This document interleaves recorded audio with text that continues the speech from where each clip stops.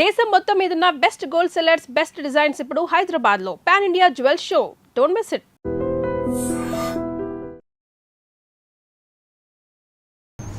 So that was one instance where I felt very bad. Me reaction ఏంటి అతనితో మళ్ళీ case వేయకముందు అంటే ఏంటి? ఫాలో అప్ చేయడానికి ట్రై చేశాను సార్ ఏమిటి సార్ ఇది ఏదో గవర్నమెంట్ ల్యాండ్ ఇచ్చారు, చెక్కులు ఇచ్చారు, చెక్ బ్యాంకులు వేసుకోవచ్చు సార్, ఇప్పుడమ్మా అప్పుడమ్మా ఇంకొక 3 నెలలమ్మా 6 నెలలమ్మా. ఫైనల్గా నాకు కోర్టులో ఎందుకు కేసు వేయాల్సి వచ్చిందంటే మనకి తెలిసిన వాళ్ళు ఎవరో సార్ మీరు ఇది యాక్షన్ ఏమి తీసుకోకపోతే ఈ చెక్స్ ల్యాప్స్ అయిపోతాయంట, తర్వాత ఉంటామంటే సరే 3 చెక్కులు ఇస్తే ఏదో ఒక చెక్ ఏదో బ్యాంకులో వేసి దాని మీద. బట్ వై ఎందుకు ఇదంతా అసలు నాట్ నెసరీ కదా. దీని నుంచి మీరు నేర్చుకున్న గుణపాఠం ఏంటి? డోంట్ ట్రస్ట్ ఎనీవన్, ఎవరిని నమ్మద్దు. బట్ అలాగని చెప్పేసి నేను కంప్లీట్గా నమ్మకం లేకుండాను పనిచేయలేము. This that kind of a business.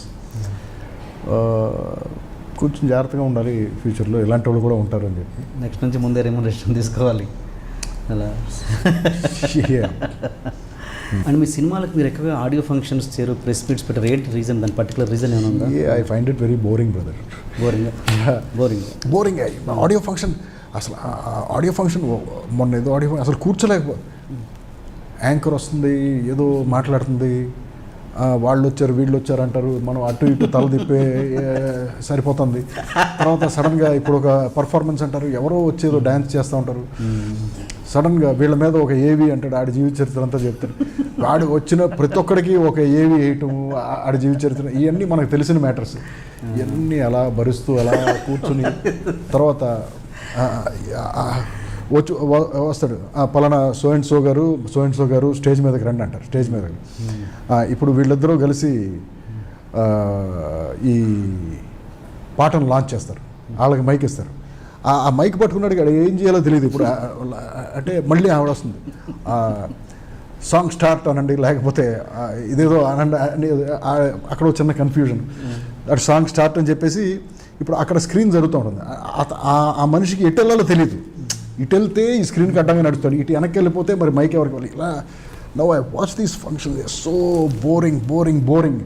ఈ ఆడియో ఫంక్షన్స్ ఫార్మాట్ మారితే దాన్ని మీరు బ్రేక్ చేస్తాను డిఫరెంట్గా ప్లాన్ చేసి, అది నాకు కొత్తగా ఏం చేయాలో తెలియట్లా. సో అందుకే అసలు ఏది చేయకుండా కామ్గా కూర్చుంటే బెటర్ అని చెప్పి సాఫ్ట్ లాంచ్ చేసేస్తూ ఉంటాం. రేడియో స్టేషన్కి ఎవరికి ఇచ్చేసి మీరు ఆడియో లాంచ్ అమ్మనేసి చెప్పేస్తాం. They are so bloody boring అండి ఆ ఆడియో ఫంక్షన్స్.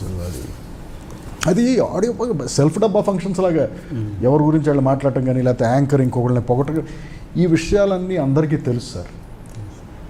ఇప్పుడు మనం ఒకరి గురించి పొగుడుతున్నాం, ఇతని సినిమాలు ఆడిని, ఇతను పెద్ద సూపర్ స్టారు, లేకపోతే ఈడు పెద్ద గొప్ప మ్యూజిక్ వాయించాడు, ఇవన్నీ అందరికీ తెలిసిన విషయాలు. మళ్ళీ చెప్పి అది మరి ఆ టెలివిజన్ టైం కోసమో దేనికోసమో తెలియదు కానీ, but they are so pathetically boring. మీకు ఇండస్ట్రీలో మంచి మిత్రులు ఎవరు? అందరూ ఫ్రెండ్సే కోసం ఏముంది అంటే క్లోజ్ టు హార్ట్ అని ఉంటారు ఎవరు?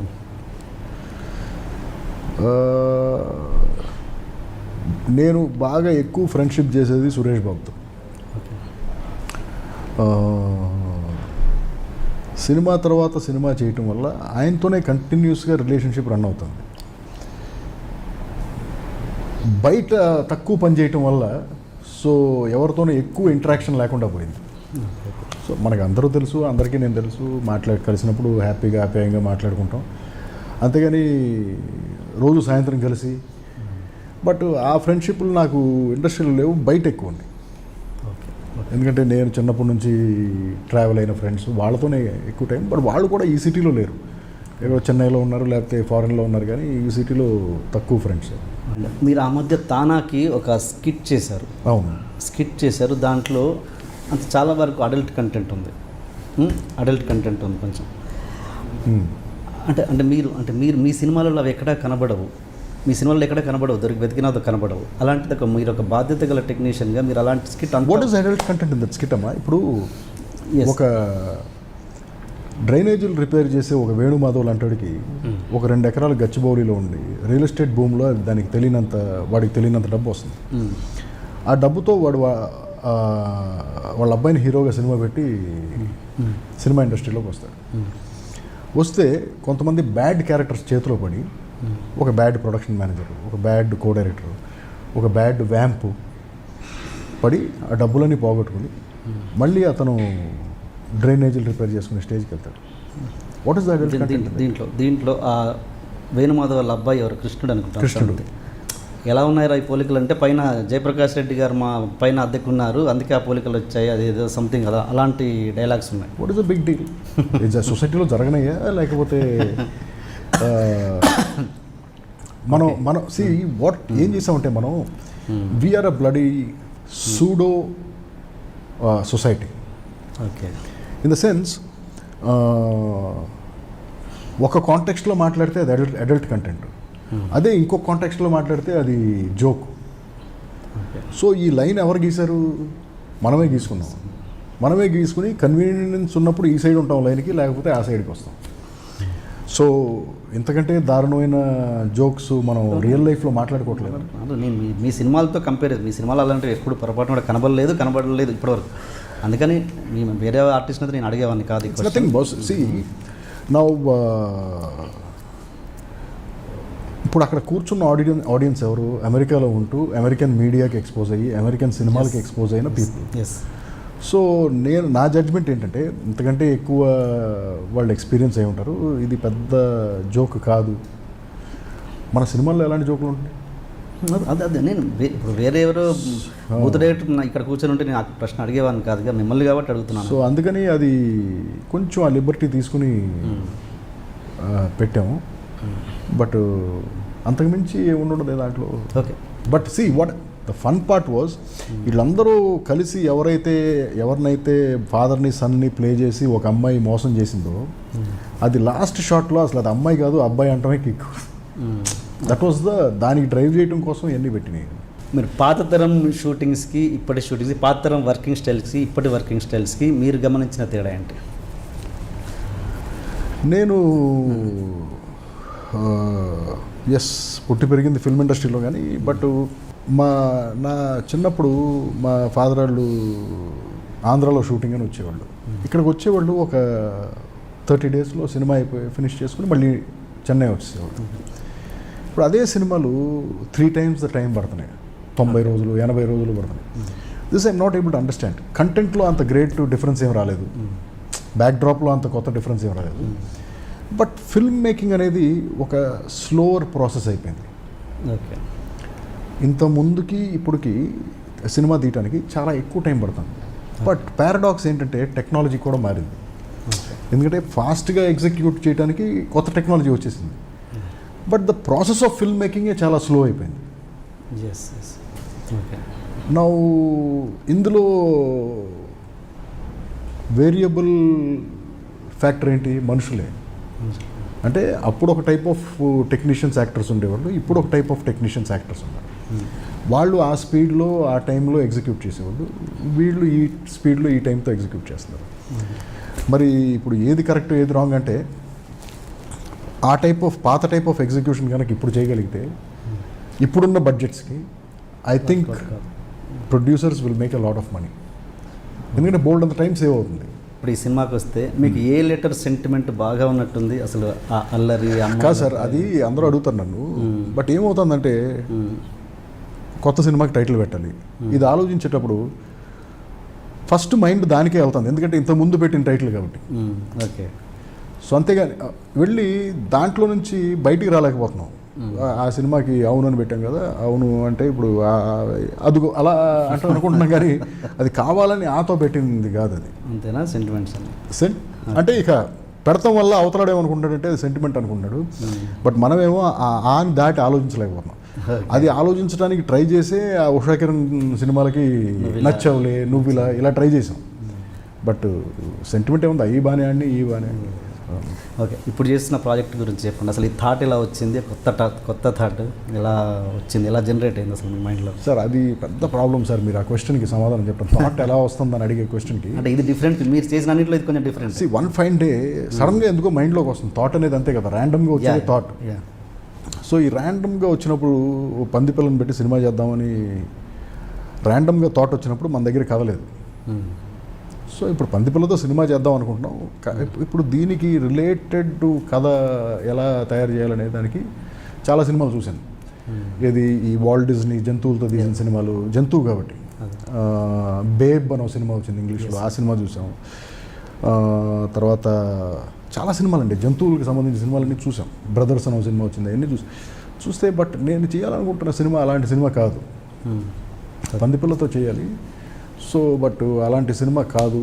బట్ ఏం చేయాలనుకుని ఇక దాని మీద స్లోగా సత్యానంద్ గారు మా స్క్రీన్ ప్లే రైటర్ ఆయన ఉన్నాడు, ఆయనతో కూర్చొని రోజు కాసేపు 10 నిమిషాలు మాట్లాడుతుంటే స్లోగా ఈ కథ ఐడియా పుట్టింది. ఓకే ఈ రూట్లో వెళ్దాం అని చెప్పేసి. సో ఇక అక్కడ నుంచి స్లోగా కథను వండటం స్టార్ట్ చేసాం.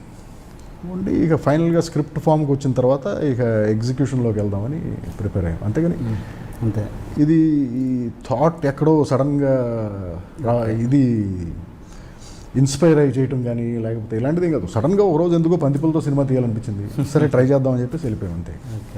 మీరు నిజంగా ఒక పిక్ని పెంచుకున్నారంట, నిజమేనా? అది ఇప్పుడు ఎగ్జిక్యూషన్కి వచ్చేసరికి ఇప్పుడు పందిపిల్లతో సినిమా అంటే ఎలా చేస్తాం, ఇప్పుడు కుక్క పిల్లలు అంటే ట్రైనింగ్ ఇచ్చిన కుక్క పిల్లలు దొరుకుతాయి, పిల్లులు దొరుకుతాయి. బట్ ట్రైనింగ్ మన దేశంలో పైగా పందిపిల్ల అంటే చిరాకు ఉన్న దేశంలో ట్రైనింగ్తో ఉన్న పందిపిల్ల ఎక్కడ దొరుకుతుంది మనకి? అసలు పందిపిల్లకి ఎవడ ట్రైనింగ్ ఇస్తాడు మన దేశంలో? ఇవన్నీ ప్రాబ్లమ్స్ వచ్చినాయి. సరే అసలు పందిపిల్ల అసలు ఏం చేస్తుందో ముందు చూద్దాం, దాన్ని అర్థం చేసుకుందాం అని చెప్పేసి ఒక చిన్న పందిపిల్లని తెప్పించి ఒక బోన్లో పెట్టి కొన్నాళ్ళు మెయింటైన్ చేసాం దాన్ని. చేసి దానికి బాగా చూసుకునేవాళ్ళం దాన్ని. దానికి మంచి జాతి కుక్కలకు పెట్టే పెడిగ్రీ ఫుడ్ తీసుకొచ్చి పెడితే అది దాన్ని చూసి ఏదో తనటమో ఏదో చేసేది, తినేది కాదు. ఈ చెత్త పేపర్ మొక్కలు, అరటికాయ తొక్కలు ఇలాంటివి తినడానికి ఇష్టపడేది చిన్న పందిపిల్ల. పెడిగ్రీ తినేది కదా. సో అలా కొన్నాళ్ళు పెంచాము. 1 వీక్ తర్వాత నెక్స్ట్ వీక్ చూస్తే సైజు డబుల్ అయిపోయేది, అది ఇంకో వారం ట్రిపుల్ అయ్యేది. సో ఇప్పుడు ఒకే పందిపిల్లని పెట్టుకుని సినిమా మొత్తం మనం షూటింగ్ చేయలేమని అర్థమైపోయింది. ఫస్ట్ ప్రాబ్లం అర్థమైంది. ఎందుకంటే ఒక పందిపిల్ల అనేది చాలా ఫాస్ట్గా పెరుగుతుంది. కొత్త విషయాలు నేర్చుకున్నాం. 18 నెలలకి ఒక పందిపిల్ల 10 మంది పిల్లలను పెడుతుంది, జస్ట్ 18 monthsకి. అలా ఒక 10-15 ఏళ్ళు పెడుతుంది. సో ఈ కొత్త విషయాలన్నీ ఈ పందుల్ని స్టడీ చేసి నేర్చుకున్నాం అనమాట.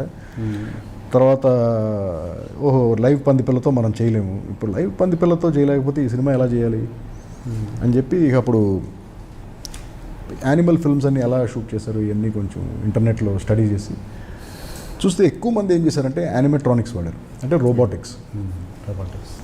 ఇప్పుడు ఒక పందిపిల్లలతో షూటింగ్ చేయాలంటే సేమ్ యాజ్ ఇట్ ఈస్ పందిపిల్ల మోడల్ని తయారు చేయటం, దాని లోపల టెక్నాలజీని పెడతాం, దాంతో రకరకాల బిహేవియర్ చేస్తాం. అందరూ ఇదే చేశారు. సరే ఈ టెక్నాలజీ కొందాం అని చెప్పేసి బయట రకరకాల కంపెనీ, ఆస్ట్రేలియన్ కంపెనీస్, అమెరికన్ కంపెనీస్తో మాట్లాడితే బాగా ఎక్స్పెన్సివ్, అంటే మన ఆల్మోస్ట్ ఒక పెద్ద హీరో రెమ్యూనరేషన్ అంత ఉంది కాస్ట్, అది తెప్పించి ఇక్కడ ఎగ్జిక్యూట్ చేయాలంటే. పైగా తెచ్చినా కూడా కొంతవరకు యూజ్ చేయగలం, మొత్తం యూజ్ చేయలేం మన ఎన్వైరన్మెంట్కి. సరే ఓ పని చేద్దాం, కొంత లేట్ అయినా కూడా ఈ టెక్నాలజీని మనమే డెవలప్ చేద్దామని చెప్పి ఒక చిన్న టీంని అసెంబ్ల్ చేసి యానిమేట్రానిక్స్ తయారు చేయడానికి ప్రిపేర్ అయిపోయాం, కొంత డబ్బులు ఇన్వెస్ట్ చేసి. ఫస్ట్ ఏం కావాలి మనకి, ఒక పందిపిల్ల మోడల్ కావాలి. ఈ మోడల్ కావాలంటే దానికి ఒక క్లే మోడల్తో తయారు చేయాలి, ఫస్ట్ మట్టితో తయారు చేయాలి. సో జేఎన్టీయూ నుంచి ఎవరో టాప్ స్కల్ప్చర్ చేసేవాళ్ళని, శిల్పుల్ని పిలిపించి ఒక పందిపిల్లని తయారు చేసాం. తయారు చేసి దాని తర్వాత దాన్ని సిలికాన్ మోల్డ్ తీసి ఇక అక్కడి నుంచి దాని లోపల టెక్నాలజీ ఇన్సర్ట్ చేయడం స్టార్ట్ చేసాం. ఏమేంటంటే టెక్నాలజీ రకరకాల కొత్త అయినా కావాలి వచ్చినాయి. ఇప్పుడు పందిపిల్ల కళ్ళు ఆర్పాలి, కళ్ళు పెద్దవి చేయాలి, నోరు తెరవాలి, ముక్కు ఊపాలి, తోక ఊపాలి, కాళ్ళు కదపాలి, తల అటు ఇటు తిప్పాలి, పైకి కింద, ఇవన్నీ చాలా కాంప్లికేటెడ్ విషయాలు. పైగా ఈ టెక్నాలజీ అంతా ఎంత చిన్న పందిపిల్ల మెడ లోపల నుంచి లోపలికి పెట్టి క్రియేట్ చేయాలి. చాలా టైం పట్టింది. ఒక రోజు అసలు పని జరిగేది కాదు, 10 రోజులు పని జరిగేది కాదు. 11th డే చిన్న బ్రేక్ త్రూ వచ్చేది, తర్వాత దాన్ని ఫాలో అయ్యేది. సో ఫైనల్గా టెస్టింగ్ స్టేజ్కి వచ్చింది. టెస్టింగ్ స్టేజ్కి వచ్చిన తర్వాత దాన్ని పెట్టుకుని ప్రపంచంలో మిగతా చోట్లంతా ఏంటంటే కేబుల్ కంట్రోల్ ఉంటుంది. పందిపిల్ల లోపల నుంచి బయటకు ఒక కేబుల్ వచ్చి బయట ఎవరు ఆపరేట్ చేస్తూ ఉంటారు. బట్ నేను అది వద్దన్నాను మా వాళ్ళని, కేబుల్ రెస్ట్రిక్షన్ వద్దు, దీన్ని రిమోట్ కంట్రోల్తో ట్రై చేద్దామని.